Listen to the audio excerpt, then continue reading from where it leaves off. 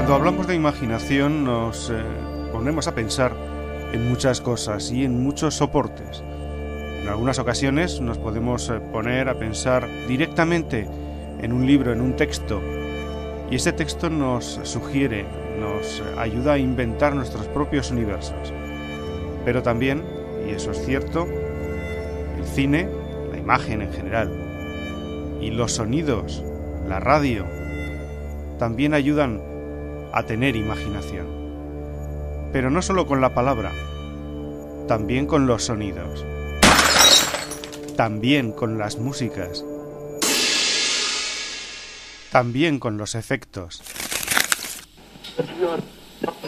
Y todo esto se hace gracias a la producción, a la postproducción, al desarrollo de herramientas informáticas que nos ayudan a aportar ese plus de imaginación que hace que, en el caso de la radio creativa, la imaginación sea un punto más a tener en cuenta, a tener muy en cuenta.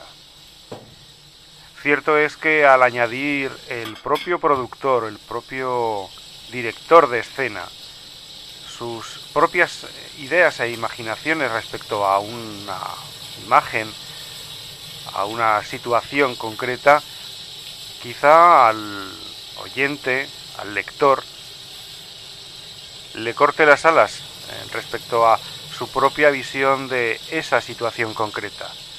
Os voy a poner un ejemplo que quizá conozcáis. Es el proyecto Poppins de Luisa Miñana.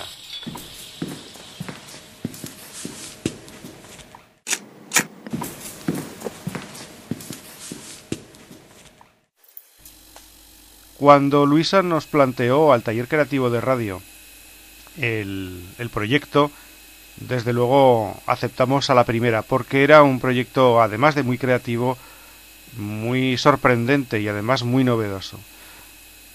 ¿Qué ocurría con esto? Que nos planteaba un auténtico reto, porque teníamos que ir imaginando al mismo tiempo que nos pasaba a Luisa los guiones básicos de la realización de cada uno de los episodios, y teníamos que irle aplicando una serie de añadidos. Al principio fue muy difícil encontrar las voces, porque queríamos unas voces muy concretas, muy visuales. De hecho, yo le pedí a Luisa que para que eligiera entre el elenco de, entre comillas, actores, porque todas las personas que participan en el proyecto Poppins Radio no son profesionales, le pedí a Luisa, como decía, que me describiera con colores cómo quería que fueran las voces de sus personajes. Y esos colores son los que nos marcaron, nos hicieron elegir unas voces respecto a otras. Una vez elegidas las voces, que ya marcaban una característica personal de cada uno de los personajes, pasamos a la acción respecto a la edición y producción de cada uno de los capítulos que se van emitiendo y se van colgando en internet, y que además sirven para que Luisa Miñana vaya desarrollando su propio guión del texto que está escribiendo. La adición de efectos, de músicas y de ambientes sonoros ayudan a que esa imaginación se ponga a trabajar, que el oyente, cuando escucha el producto terminado, se pueda situar en un ambiente sonoro y acústico concreto, el que el editor realmente ha creado para ese oyente.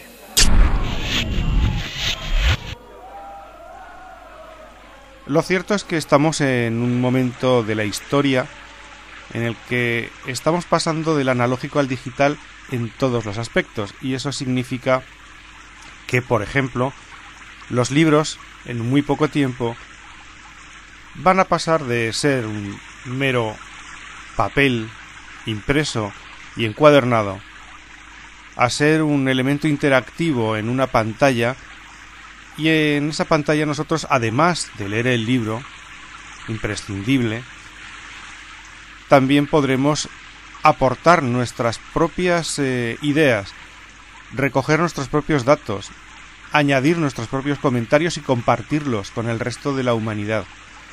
Y eso es muy importante, porque realmente el texto, el libro, queda como un soporte intermedio en un camino que comienza cuando el autor empieza a pensar en qué va a escribir, y es un camino que realmente no tiene final, o no debería de tener final.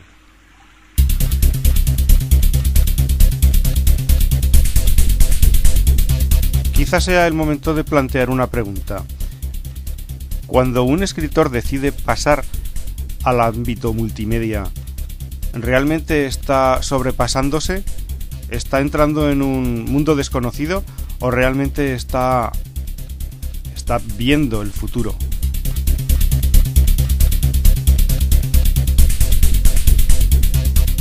Yo personalmente pienso que el mundo está avanzando a una velocidad que es difícil de seguir y que, desde luego, las herramientas multimedia en las que estamos entrando desde hace ya unos años y el futuro que nos aguarda al respecto es algo imprescindible, algo que nos va a dar mucho, nos va a añadir una cantidad inmensa de habilidades, tanto tecnológicas como creativas, que realmente van a suponer un cambio sustancial en la forma de escuchar, de crear, de producir y de escribir.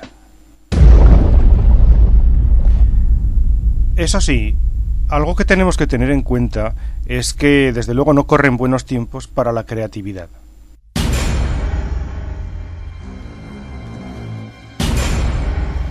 En el caso de la radio comercializa su programación de manera absoluta y está sometida a una competitividad pues casi de jungla.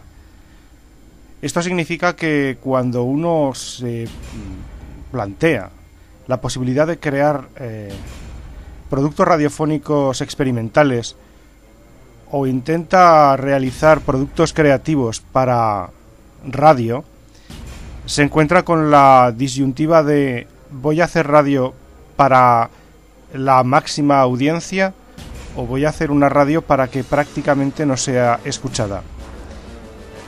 La verdad es que cuando se plantea la creatividad en radio, se sabe a ciencia cierta que el impacto, la cantidad de personas que van a estar recibiendo ese mensaje va a ser mínima. Eso sí, la práctica mayoría de esas personas que estén escuchando estarán haciéndolo con los 5 sentidos, no solamente con el oído. Por eso, cuando se plantea la disyuntiva de realizar cualquier tipo de proyecto creativo de manera tradicional o de manera alternativa y novedosa, nos encontramos siempre con ese querer y no poder, o lo que puede ser mucho peor, ese no saber cómo hacerlo.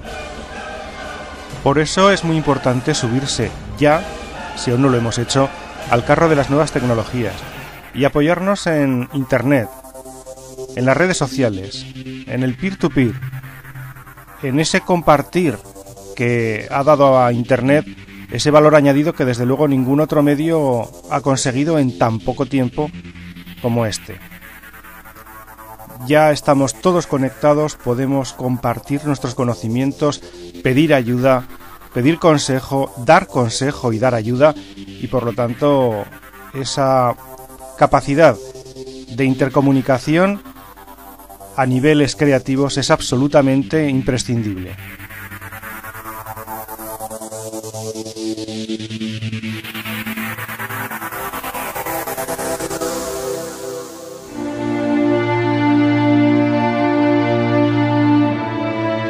Mi nombre es Chuse Fernández, soy el coordinador del taller creativo de Radio TAFM y agradezco su paciencia y también que Scribit y la Asociación de Escritores contara conmigo para que habláramos un rato, aunque sea de esta manera tan virtual, de la creatividad.